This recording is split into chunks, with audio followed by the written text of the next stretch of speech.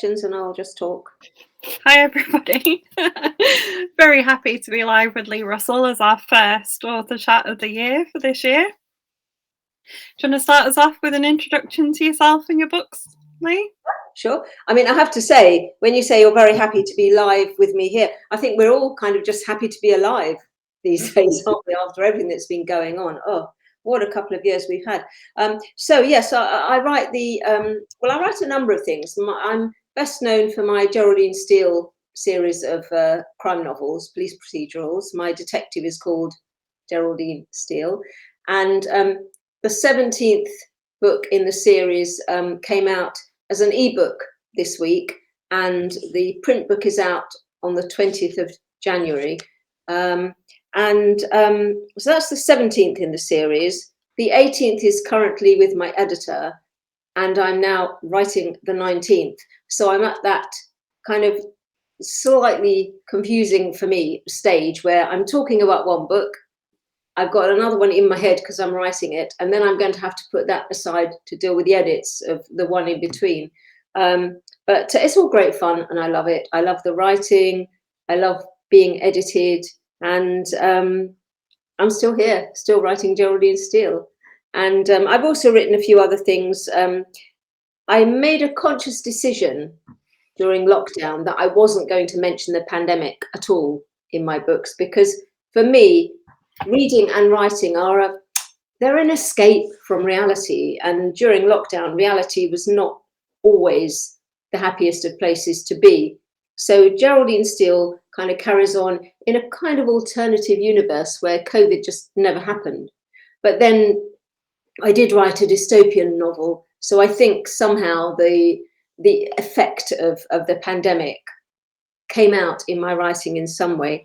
And I also, this year, had published my first, possibly my only, historical novel, which I'm rather proud of because I spent 3 years researching it, and it was a bit of a labour of love. But my main focus, my main writing is Geraldine Steele, and I'm just so excited.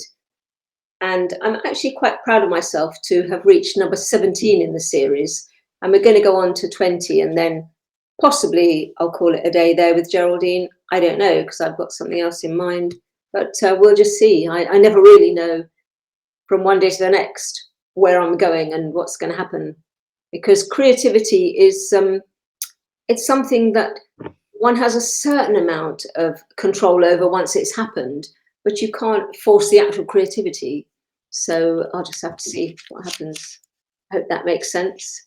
It does. So your dystopian novel, is that out now? That's out now. That's called Rachel's Story. And that is actually set in the future. And it's set at a time when a virus has attacked the Earth, but it has attacked not only human life, but all life on Earth and all vegetation on Earth. And so it's really kind of going one step further. What would happen to the human race if that happened? And I've also written another dystopian novel where all the water dries up on Earth, or does it? You know, there's a little twist there. But that's not yet been published. Whether or not it will be, I don't know. But yeah, I think it was really the effect of the pandemic that made me just kind of create these sort of worst case scenarios. And yeah, but the dystopian novel is called Rachel's Story, and the historical novel is Abigail of Venice, and that's set in during the Renaissance in the 16th century in Venice, and that was a complete departure for me. So I was a bit nervous about having that one published, just in case, you know, I just didn't know how it was going to go down. But it's been well received, so I'm very pleased about that. Must have been fun to research the historical one. Yeah, I mean, as I say, I spent 3 years researching it, and I ended up writing a trilogy. And then my publisher said to me that I would have to cut it down because I'd written about, I can't remember, 230,000 words, 3 books. And they said there was just too much historical background in it because I'd researched so much. I'd read over 90 books and really studied them. So I had to cut out a lot of what I'd written and just focus on the story, because of course in fiction that's what readers want, isn't it? So it follows the story of a young woman, gets married, she has an abusive husband, and anyway, I won't give too much away, but all the details in it are very thoroughly researched, and all the characters, apart from Abigail herself and her family and the men she meets, all the characters are historically accurate, including a wonderful Venetian courtesan who was also a published poet who lived in the 16th century, and all sorts of surprises for me about what was going on at that time. Because a lot of what we think of today as modern is actually not as new today as we think. But I don't want to say too much about it. You have to read it and see what you think. I think it's only 99p on Kindle, so maybe worth a punt. Definitely, I love a bit of historical crime, so I'll go and have a look. I'm going to read you some of the hellos we've got. So my dad has said Happy New Year. Oh, hi, David. Lovely to hear from you. Anne Jones says good evening. Lindsay Lynn has said hello, and she apparently said she's quoted on the front cover of your book. Wow. Andrew says hello. Pat Adams Wright says hello. Anne Jones says she loved Gilt Edged. TG is watching and says evening. Lindsay said that there is never too much research in a book, and she's a historian. Do you know what? I really wish I'd studied history at university. There are so many amazing stories in history. I was so fascinated by the period I was researching. And it was at a time when printing was really emerging. And I think printing probably had even more of an effect on humanity and culture than the internet. Because for the first time, people around the world were able to read what other people had written, read other people's words. So, and it was the start of a universal movement for universal literacy. So yeah, it was a fascinating period. But, if I could study again, I think I'd do history and philosophy of science. That would be interesting. Really interesting. Yeah. Pat Adams Wright wants to know if you'll begin a new series. Well, yeah, that's something I've been thinking about, Pat, because I'm writing the 19th Geraldine Steele at the moment, and I'm contracted to, and I've agreed to write 20 books in the series. And once we get up to book 20, I don't know whether I will continue. I'll have the discussion with my publisher, I'm sure, and we'll say, shall we carry on or not? And I mean, I don't know if he would want to carry on. I don't know if I would want to carry on after 20 books. It's quite a body of work, isn't it? But then again, there's that feeling that I'll get up to 2023, the 20th Geraldine Steele will be published, and then what? Because Geraldine has been such a big part of my life for so long, and what am I going to do when that's all over? And I have written other things, but then, I'll write something and I'll pitch it to publishers, or my agent will pitch it. But with Geraldine Steele, I've always had a publisher's deadline. I've always known that my next book is going to be published, and it's almost like there's a big sort of void out there afterwards. I have had a discussion with my publisher, and I do have an idea for another series, which is going to be slightly different, but still crime, a little bit more cozy. And we might have a go with that. I've written the first one. We might have a go with that to sort of dovetail. So start that as Geraldine is coming to an end, and then see what happens with that series. I've written one, but my publisher wants 3, wants to do a deal for 3 to start with. So that's a possibility. But I think I'll need to do something to fill that post-Geraldine void. Maybe I'll carry on with Geraldine. Maybe I'll do a prequel. I haven't decided yet, but it's a little bit like, I don't know how to explain it really, but sort of leaving a job, I suppose, that has been full-time and very, very consuming emotionally and taking up all your thoughts, and then suddenly that's it, it's over. What happens then? There's this sort of big void. So I'm going to have to fill it somehow, I think. So we've got more people joining. Tony Millinson and Patricia has said hello. We've just made a book bingo challenge, or Patricia has, who's watching. She gets all the credit for it. And reading a dystopian novel is part of our official UK CBC reading challenge. Oh, there we go, everybody. Rachel's story. It's quite a quick read, I think. My books are never too heavy to read, as you'll know if you've read any of the Geraldines. I like to try and make my writing as accessible as I can. Yeah, Rachel's story. There we go. There's your dystopian novel to read. How do you keep coming up with new and different ideas for a series that's gone on for as long as Geraldine has? I think what really interests me, I probably said this to you before, Caroline, I think what really interests me when I'm writing my crime novels is the killer. What is it motivates somebody? What is it drives somebody to kill someone else? And there are so many reasons why somebody might be driven to kill, or might just kill quite casually.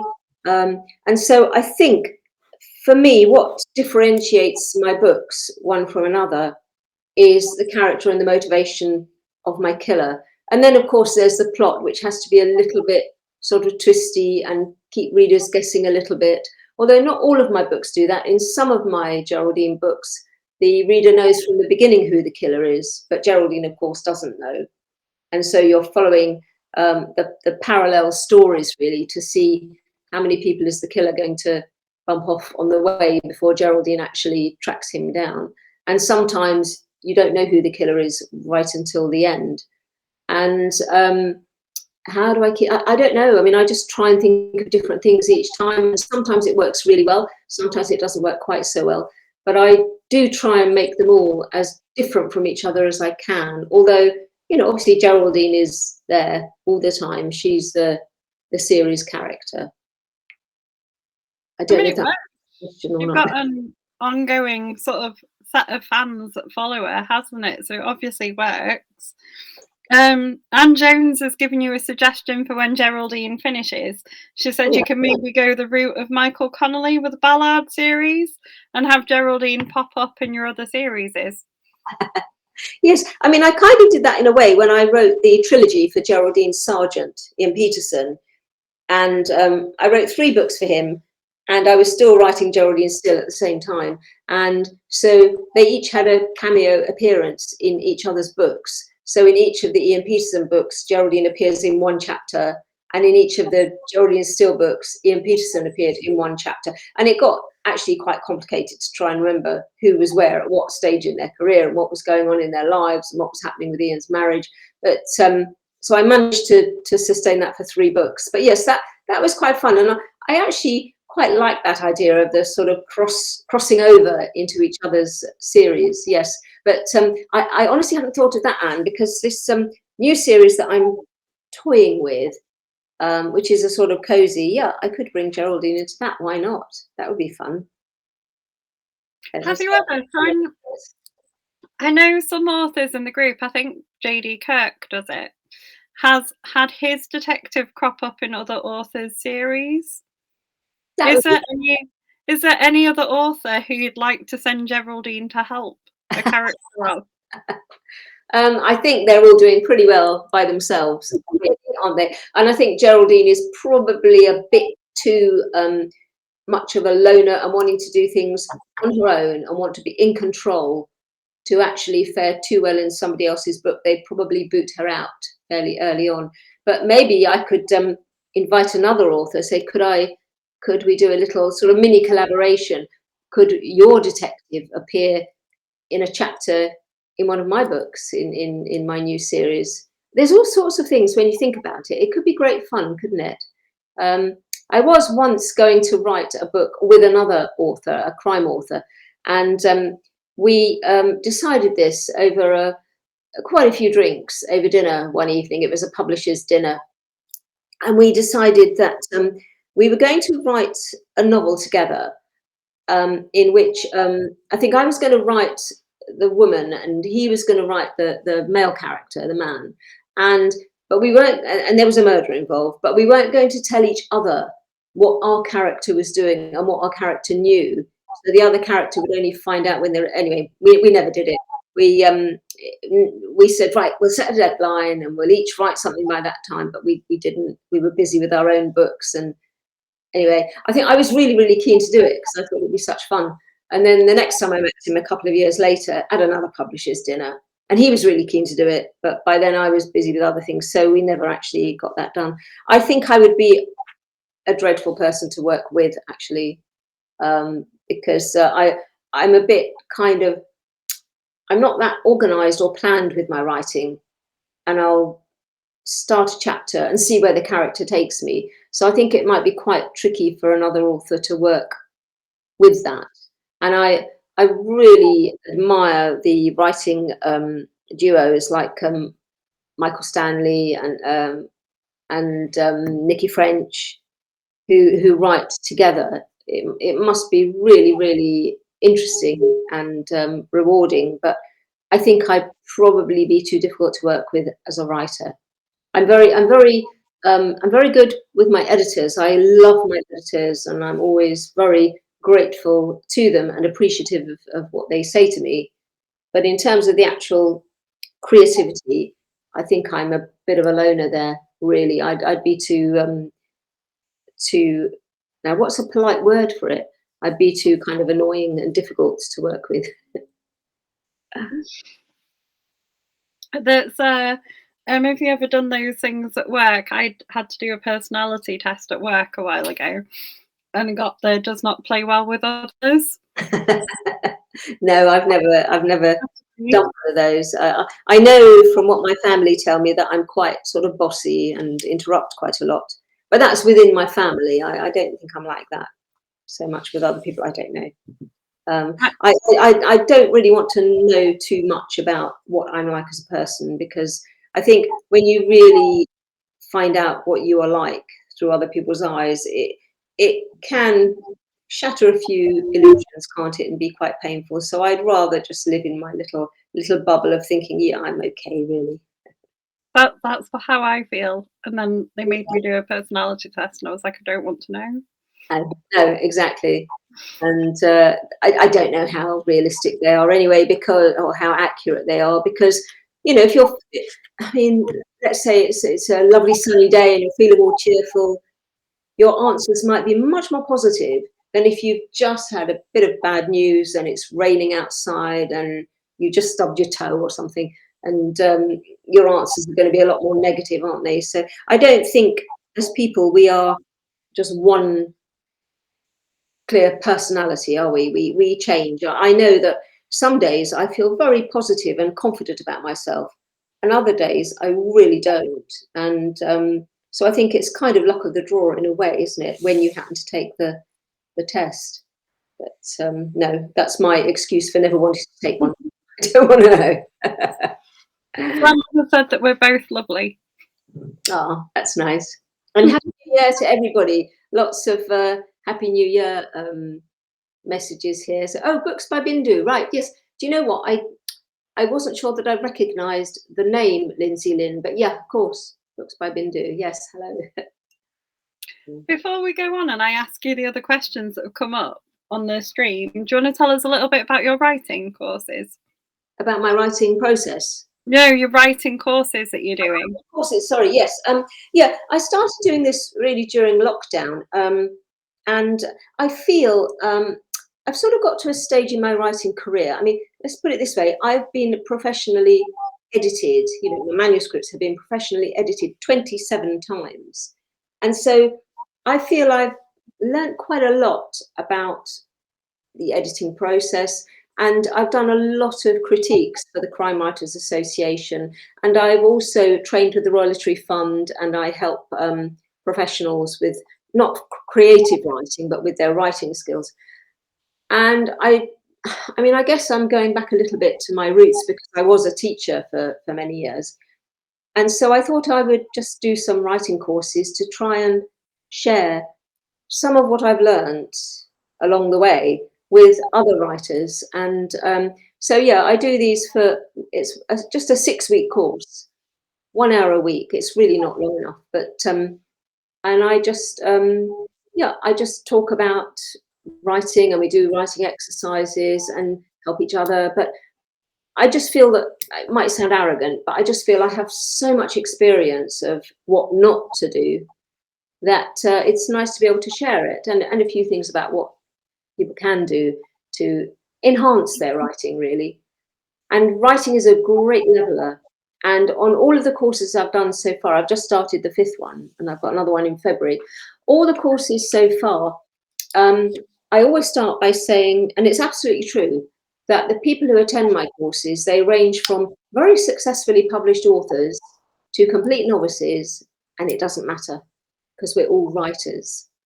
And so I never ask people to share their experience writing, because I don't want people who are published authors to feel in any way under pressure to perform wonderfully.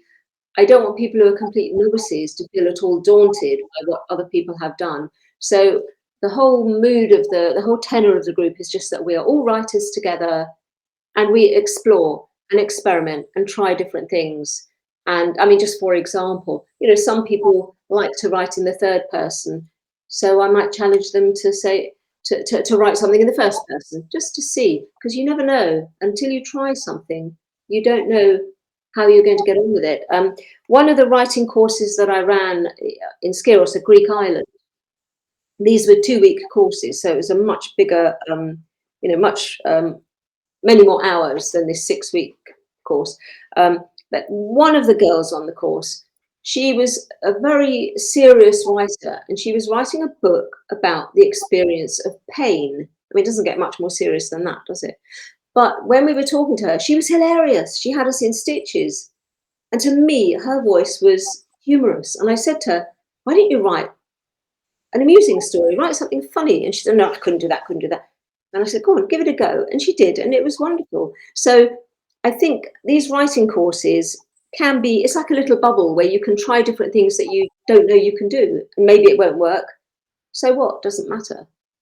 And maybe it will work, and you'll discover something new about your own writing voice. So, I mean, that's really what we're about, I think. And I Easier, easier to teach adults or children? easier. Yeah, which one's easier, adults or children to teach? Adults, every time. I mean, I used to teach teenagers, and I tell you, put me in front of 500 adults, and I will talk to them. I will teach them like a walk in the park compared to 20 teenage boys. No, absolutely, adults are easier. I love teaching the teenagers. They were fun, and they were very challenging. But adults will never say to you, this is boring. What's Shakespeare got to do with English? I haven't got a pen. Adults won't chuck a bit of paper across the room when they think you're not looking. They won't be texting under the table because they're self-selected, aren't they? Adults are there because they want to be there. Whereas when I was teaching the teenagers, it would be different, I guess, if it was a voluntary thing with the teenagers. But when you're teaching English to a class of teenage boys who, and in some sets, they didn't like writing, didn't like reading, but they had to get their English GCSE. So, I made it as interesting as I could, but at the end of the day, they had to be there, and I had to keep them there and try and get them through their exams. So, adults, much easier.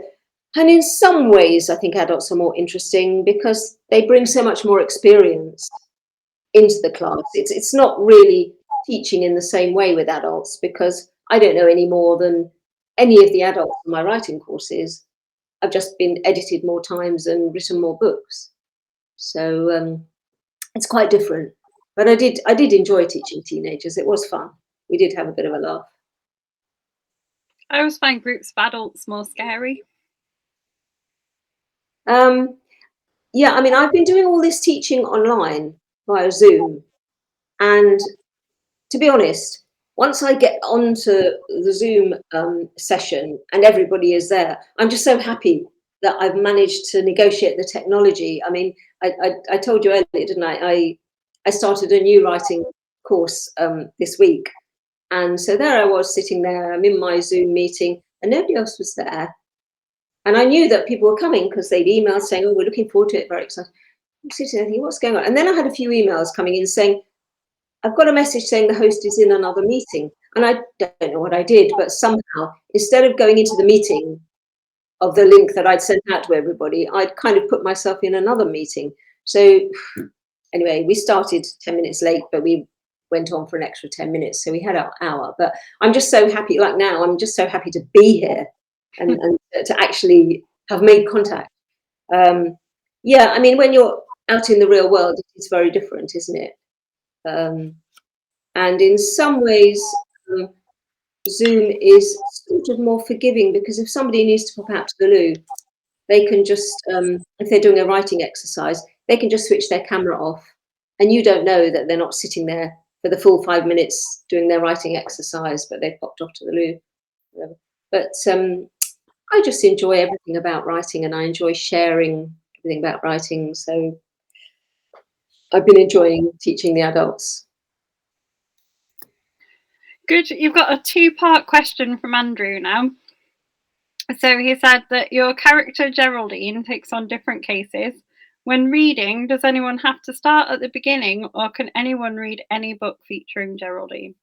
Yeah, that's a good question. And the answer is anyone can read any book. And I'm very, very conscious when I'm writing my books that a lot of readers are following the series. So with book 17, there are now an unbelievably large number of readers, unbelievable to me, who have read their way right the way through the series, and they probably know Geraldine a lot better than I do. And they're reading book 17, having read all the others. At the same time, there must be a lot of people who've never come across Geraldine before, and they might pick up the book, and they have the right, and they should enjoy the book just as much as the readers who are fans of the series.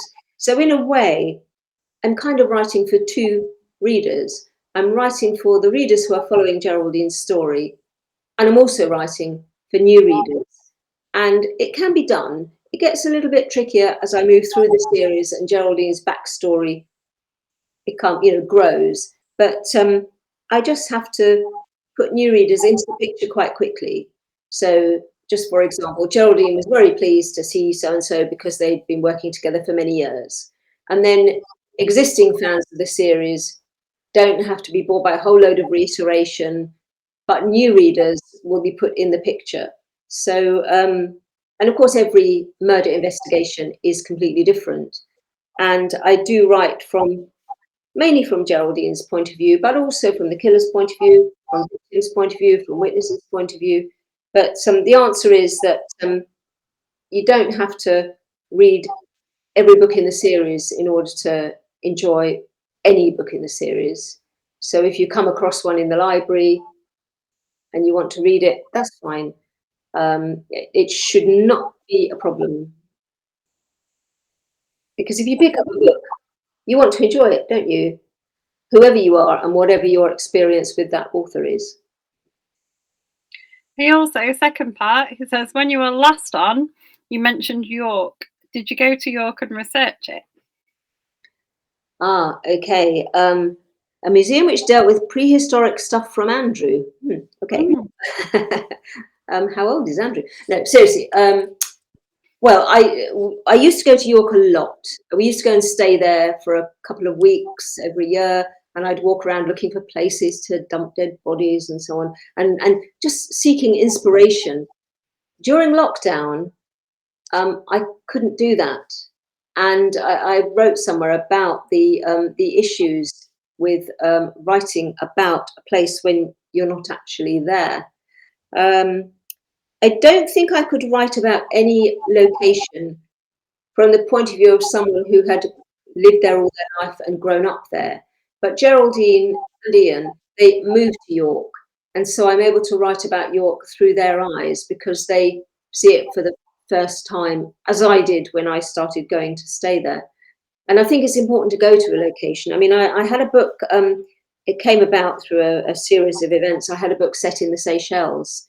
And fortunately, that was with a publisher who paid a whacking great advance. And we did go out to the Seychelles. We flew out there for a couple of weeks because you research places online, and just taking, for example, the Seychelles, is the sand on the beach really white or golden? You can't quite tell from the photos, and you read different things. What is it like up in the cloud forest? You can read descriptions of it, but what does it actually sound like? What does it feel like? What's the atmosphere? And these things you can't really pick up online. You can learn a lot online. You can find out what time the sun set in York on a certain date 20 years ago. But yeah, so I have been to York a lot and I know it well, but I wasn't able to go there to do any research for the books that I wrote in York during lockdown. So I'm afraid it was a case of maps and satellite images, and I'm possibly not quite as detailed in my descriptions of the streets and the places in York in the books that I wrote during lockdown. But there was nothing really that I could do about that. And I know York well, so I had to rely to some extent on my memory. But of course, places change, don't they? In one of my books, on one of my visits to York, I set a murder outside a wonderful, really atmospheric, dilapidated old Victorian building that was an old warehouse beside the river. And the next time we went to York, or a few years later, I went there, and that old rundown warehouse was now an upmarket gastropub. So, I mean, there was my wonderful location destroyed. But so you can't really hang on to things forever. You can encapsulate them at a particular point in time when you visited them, but places do change. And so, yes, I mean, that was a problem. That was, for me, it was a problem. I know people have written wonderful books set in locations that they've never visited, but for me, I feel I like to actually go to a place and get the feel of it and get a sense of it. And of course, we change things a lot. York is a very safe place. They don't have a dedicated murder squad in York because there are not that many murders there. But in my books, of course, it's a little bit like Midsummer. There's, 2 or 3 murders in every book within the space of a couple of weeks. But it's fiction, and we have to do that. I'm not writing a handbook about life in York. I'm writing fiction, writing murder stories. But yeah, it's a good question, Andrew, because it was a problem. Yeah. Well, if you ever get stuck again, I live very close to York. I'll take you some photos. That's very kind. Thank you. Send me photos of places where I can dump dead bodies. Yeah, next time I go, I'll be looking for body deposit places. Sam wants to know, as Geraldine has developed throughout the series, what do you enjoy most about her as a character? About Geraldine, I've struggled with her a bit, certainly to begin with. When I started writing, when I wrote the first book in the series, Cut Short, I think I mentioned I was fascinated by the killer. And at that stage, I didn't really know very much at all about writing books. I'd read avidly for years and years and years, but I'd never written anything before. And it was really the story of the killer. And I wrote pages and pages and pages about him. And I really brought in my detective at the end to solve the murder. I had no idea that anybody was ever going to publish this, let alone that it would turn into the start of a series. I mean, I didn't think anybody else would ever read it. I was just writing for myself. And then when I got a publishing deal, I got a 3-book deal to start with. And my editor said to me, she said, "You've written a lot about your killer. I really got inside the head of this killer. Don't ask me how I get there. Somehow it's just, it's all imagination." But she said, "Your detective is the series character. She is the character that readers are going to follow through the series." And I hope it's not too much of a spoiler if I say here that the killer gets caught in the end. So she said, "You have to make your detective more interesting." And so I worked on that. I cut out some of the tiny, tiny details that I wrote, pages and pages about my killer.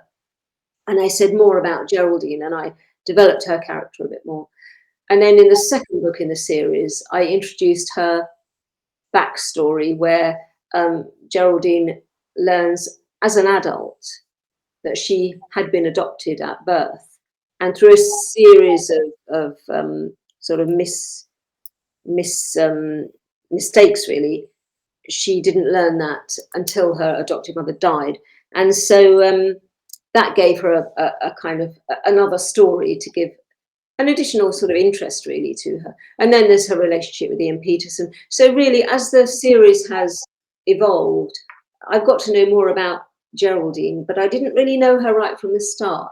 I've got to know her as I've been writing, and now I obviously feel that I know her quite well. And I think there are aspects of me in her that I didn't even know existed, but I can now recognize them in Geraldine. I get very irritated when I think things are not there. I think I've got a strong sense of justice, even in small things. Like if I buy something and it doesn't work, it really irritates me because I think I've done my side of the deal here. I've paid for this. It should work. It's not right if it doesn't, that kind of thing. So I think Geraldine shares my sense of wanting things to be right, wanting justice, and she's quite a sort of a loner, really. I mean, and I think I'm like that. I mean, somebody once said to me that Geraldine is a bit odd, really, and I thought, well, actually, she's quite like me. But anyway, whatever. Um, so I think things come out in your writing that you're not always aware of in yourself. But yeah, it's actually astounded me that so many people have taken to Geraldine so much. And we did a questionnaire one time to ask readers what they actually liked about Geraldine. And all sorts of things came out, that she was very humane and sympathetic. She's very intuitive, her sense of justice, and all these things that are there in the character. But I think because in a way I'm so close to her, perhaps I can't always see what her qualities are. So it's been a very interesting and surprising, really, journey for me. But I slightly regret that I didn't set out to write a series and actually plan it all rather better. But the whole thing has just kind of evolved, and fortunately, it's kind of worked out, really. So I'm still here writing the 19th book. Our lovely Pat Adams Wright wants to know how you cope with interruptions. Interruptions. Yeah, that's an interesting question, and I think I find it a lot easier to go in and out when I'm writing than I do when I'm reading. You know that feeling when you're reading a book and then somebody interrupts you, and it can be actually quite painful, can't it, to have to pull yourself out of the world of that book. But I don't find that quite so hard with writing, and I wonder if I inadvertently trained myself to do this, because when I started writing, I was teaching in a school, and we had a very long day at my school. It went from 8:30 to 5:30, and so consequently we would have some free periods. It was a secondary school. There'd be the lunch break if you weren't on duty. So I had certain times, even a 15-minute break in the morning. So I had certain times. Can you still hear me? Mm-hmm. Yeah, because I don't know if you've frozen. But so I had certain times when I could write, and so I might have half an hour or 15 minutes when I could do some writing, and so I would get on and do some writing, sort of click into it. But then the bell would go, and the class was coming in, and I had to stop. And so I was sort of in and out of my writing all day. And so now I find that I can, if I've got a spare 5 minutes, I'll go over something or make a few notes. And I very rarely sit down and write all day because there's just too much else going on. And somehow that seems to work for me. When I'm working on edits, and I might maybe have a week to get all the edits done, then I will work 8 or 10 hours a day for 6 days on the trot, because it has to be done. But other than that, I tend to be, I guess, a little bit more leisurely about my writing, really, because I just enjoy it. If you're working on a couple of projects at a time, how do you keep them all separate in your head? I don't know, but I just do. I can multitask. It did get a little bit complicated in a way when I was writing Geraldine Steele and Ian Peterson at the same time.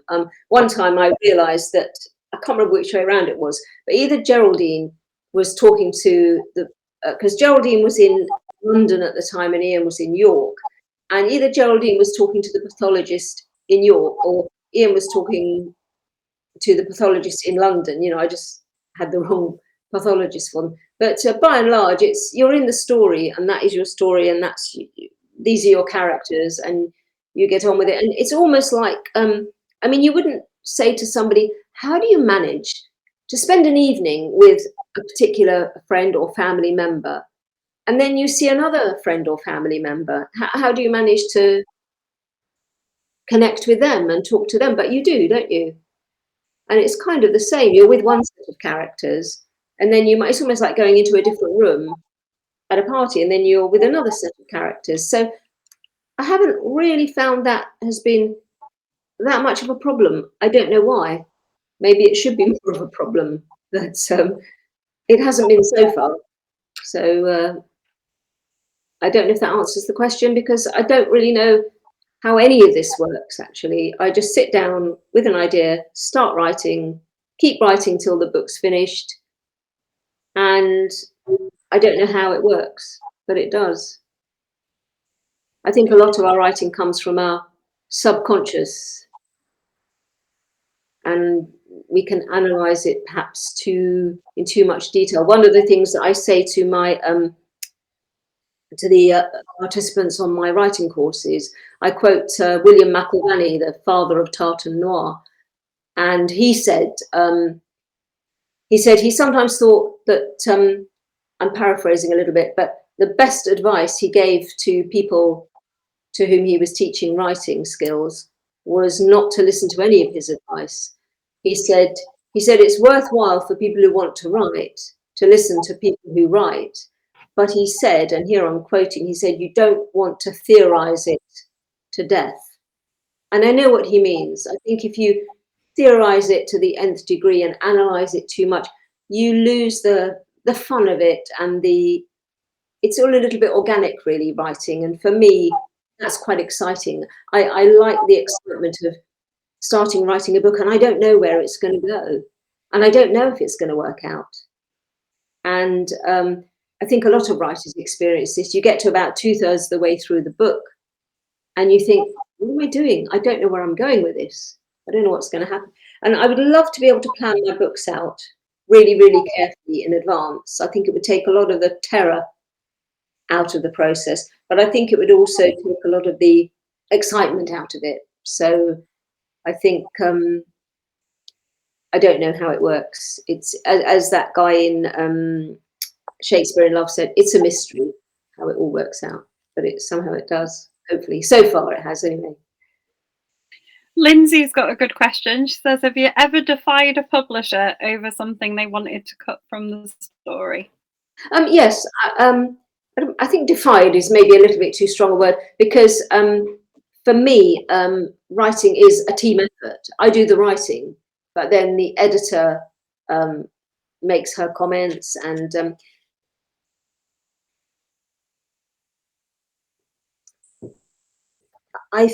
this is one of the things I didn't know when I started writing, and I started with the Geraldine being in her late 30s.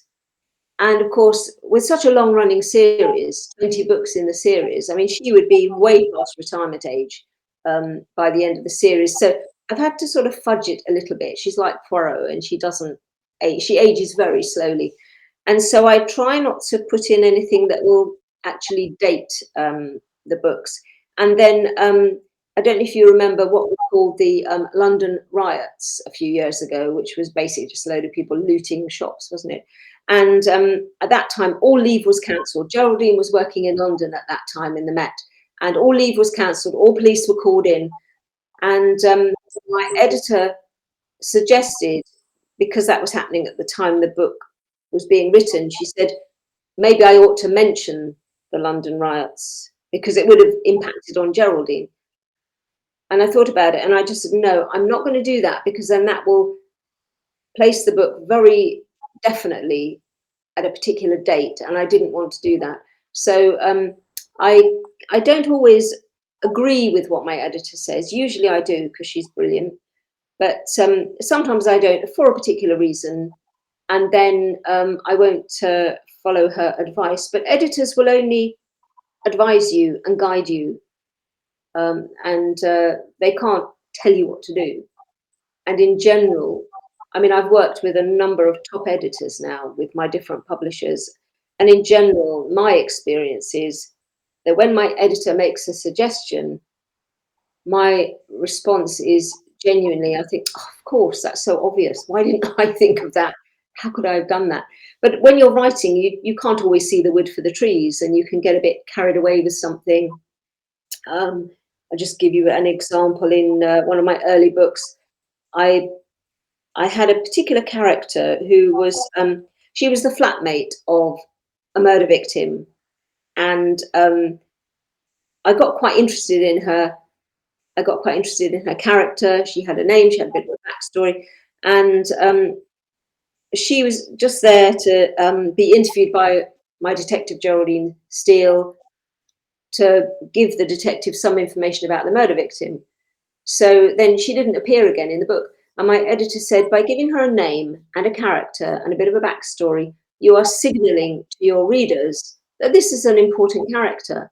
And then she just doesn't appear again. So I had to decide whether to give her a bigger role in the book or say less about her in that chapter. So my editor didn't tell me what to do. She just pointed out that this didn't quite work. And this is what I do when I'm writing critiques now. I might suggest how things could be improved, but I will generally just point out this needs to be a bit stronger. This doesn't quite work. And it's really up to the writer to work out what they're going to do about it. And I'll say you might want to consider doing this or that, or I'm sure you can think of a better way of dealing with this. And sometimes they do, sometimes they follow my ideas. It doesn't matter. That's not my book. But when it's my writing and my books, then the editor will make suggestions, make recommendations, but it's up to me to sort it out because I'm the writer. What did you decide in that case with that character? I think I decided to give her a bigger role in the book because I liked her and I didn't want to lose her. I thought, well, I could keep her and put her in another book, but then I didn't think that was really going to work. So I gave her a bigger role in the book. What was your editor's opinion about skipping out mentioning COVID? They were quite happy with that. They didn't really say anything about it. I mean, I just haven't mentioned it. I didn't really discuss it. It just doesn't occur in the books. Geraldine Steele lives in a parallel universe where COVID never happened. And it's fiction, isn't it? So we're not obliged to mention anything. I tend to avoid mentioning anything political or in my books. They are just murder investigations. And in that sense, COVID doesn't really impinge. I mean, obviously, a murder investigation that took place during COVID would be quite different. But then with people not going out and about very much, murders were going to tend, I would have thought, to be more domestic.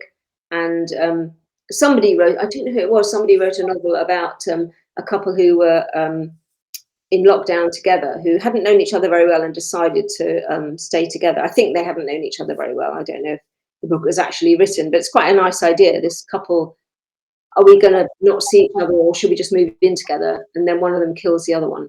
But you could only do that once, couldn't you, really, with COVID? So no, it just didn't seem to sort of work really with Geraldine. So I just ignored it. I mean, as writers, we can do that. We can ignore things if we don't want to include them. It's a really interesting idea, isn't it? Because I've just read a sort of an advanced review of a series, and that author has talked about COVID in the book, and it's very weird going back and reading what happened to us all.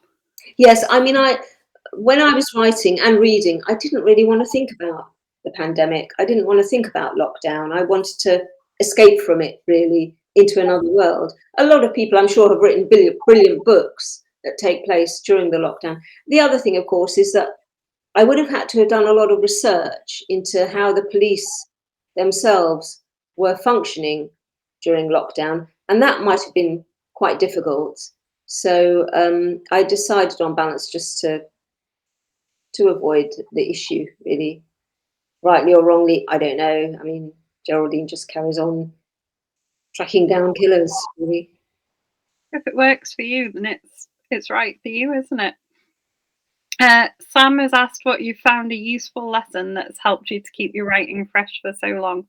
Oh goodness, I That's a don't good know. question. It's a really good question, and I do try. I do try to make things different every time, but I don't know that there's sort of a lesson that I've learned. I try to come up with something different, and if I start writing something and it feels a little bit familiar, and I think I might have done something a bit like this before, then I will ditch that and start again, because I think it's very important with a series not to become at all repetitive. And I don't know if you know the Cadfael series, which I absolutely love, Brother Cadfael, and they're set in the 12th century, I think, and I absolutely love them. There are 20 in that series. I think that's what inspired me to think I would write 20 books in the Geraldine series. I thought, well, he did it, I'll do it. But by the end of the series, it began to become a little bit too formulaic for me. And so it lost some of its freshness. And this is definitely a challenge when you're writing a series, to keep it fresh. And I think I just try and think of different killers, different scenarios for the killers, different characters, and human nature is just multifaceted, isn't it? And it's a source of endless fascination for me. And so I just keep going. Really, I mean, I know it's not answering your question, Sam, but I just keep going and hope for the best. Really, I mean, ultimately, that's all any of us can do, isn't it? In our lives, just keep going and hope for the best. It's not answering your question, I know. I should have been a politician. Andrew was asked for more information about the Lucy series. The Lucy series. Okay, yeah, this actually arose because this Lucy Hall series we're talking about. Yeah. So my husband, actually, when he was a very young man, he spent a year working in the Seychelles, and while he was there was a coup d'état, and a political coup d'état. And it was quite a scary experience for an English expat living on the island of Mahe. They had a 24-hour curfew. They weren't allowed out. There were Tanzanian mercenaries marching around with machine guns. And even more frightening than that, he said there were young men who were running around with guns who'd not been trained to use them, but the new regime were handing out guns to these youngsters. It was a frightening time. Anyway, he told me about this, and I thought, wow, that's quite a gift for a writer, really. And so the opening part of the first novel, which is called Journey to Death, and I would have loved to call it Death in Paradise, but somebody else got there first on the TV, so I couldn't really. So the first part of Journey to Death is actually based very closely on what my husband told me. So, for example, one evening, the young protagonist at the time, he's working as an accountant in a hotel, which is what my husband was doing. And there was a 24-hour curfew, and the manager of the hotel phoned him and he said, "Don't go out. It's very dangerous out there." He said, "Only last night, one of the locals shot someone down on the beach at Beauvalon Bay." And my husband was, "Well, these locals are really hot under the collar about their politics, aren't they?" And the hotel manager said, "Oh, it was nothing to do with politics. It was about a row over a lobster pot." You think, wow, I mean, you couldn't make it up, could you? So there's various anecdotes like that in the opening of the book. And then the book comes up to the present day. the character returns to the Seychelles as a mature man, middle-aged man, with his wife and daughter, Lucy Hall. And that's when something that this man got up to when he was in the Seychelles as a young man, something that my husband assures me he did not get up to, it starts to rear its ugly head, and the story, evolves from there. And it was a wonderful experience going to the Seychelles. It's very hot there. It wasn't. It sounds awful, but it wasn't really for me. It was too hot. But if you pick your time when you go out, beautiful, beautiful place. So that was how Lucy Hall came about, and I was offered a 3-book deal on the basis of that manuscript. So we did go to Seychelles for 2 weeks to do research, and it's quite remarkable because I finished the manuscript. I think it was the edited manuscript or my first draft, I can't remember. And so there we were, sitting on a beach by the Indian Ocean, and I emailed the manuscript off to my editor in the UK, and quite amazing. But the only sort of pressure really that I had was that I had to make sure I researched everything I needed to know. So we spent a lot of time at the police headquarters in Victoria, in the capital. We spent time at the local police station. They were all very excited that this English author had come to Mahe and was writing a crime novel. And in fact, the Seychelles Minister for Culture and Tourism flew over to London for the launch of the book. I mean, it was all very exciting. But I only had 2 weeks. And if I forgot to check something while I was there, you can't just pop back to check. So the second book in the series, I set in Paris. And we did have to put back, but that's fine because Paris is fairly accessible. And the third book we set in Rome. And I was fortunate that I have a couple of friends who, one's actually American and a couple are English, who live in Paris. And the American lady had lived in Paris for 40 years and knew it obviously really well. And so they were fantastic, fantastic help. And in Rome, we actually stayed with a friend of mine, a lady that I met on one of my writing courses in Greece. She came to my writing course a few times, and we went to stay with her. And she also, funny enough, had been living in Rome, although she's English. She'd married an Italian. She'd been living in Rome for over 40 years and knew it really well. So I was able to get a lot of inside knowledge, really, about those cities, as well as seeing it as a visitor and a tourist. And again, Rome is not that far. If I needed to go back, I could. So that was really how the series came about. I don't know if that was what you wanted to know, or if you wanted to know more about the actual series. But writing Lucy Hall is very different to writing Geraldine, because Lucy is not a police officer. She's much younger than Geraldine. And of course, well, it was much easier to put her into dangerous situations than with Geraldine, because at some point, near the end of your book, you want to ramp up the tension and put someone in a dangerous situation. It's difficult if your protagonist is around 40 and an experienced detective inspector. She's not going to go into a dangerous situation without backup, without telling everybody where she is. Whereas with Lucy Hall, she could do things that were far more risky, and looking back on it, she would have thought, why did I do that? It's a bit dangerous. So that sort of freed me up a little bit compared to writing the Geraldine Steele novels. And I didn't have to worry about police procedure and so on, because she wasn't a police officer. So that was fun. But I'm not a great traveller. I like being at home. I don't really want to travel abroad that much. So it was just those 3 books for Lucy Hall, the sort of international investigative reporter. I love going to York. That's more like sort of home ground for me now. Yes, I love going to York as well. We've got less than a minute left. Oh, really? Have I been talking too much? Sorry, I do ramble on. You haven't. It's been fabulous. And Maria has said that she's loving the interview. Sam has said thank you for a great interview. What a way to start our ones for the new year. I agree. Well, thank you so much, everybody, for coming along, because it's fantastic that people are actually here. I'm always amazed that people actually read my books, and people have come along to listen to what I have to say.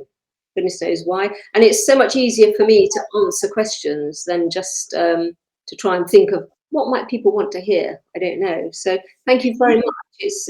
It's great. And thank you, Caroline, so much for inviting me along. It's always lovely to chat to you, and I'm just so thrilled that you still want to hear from me.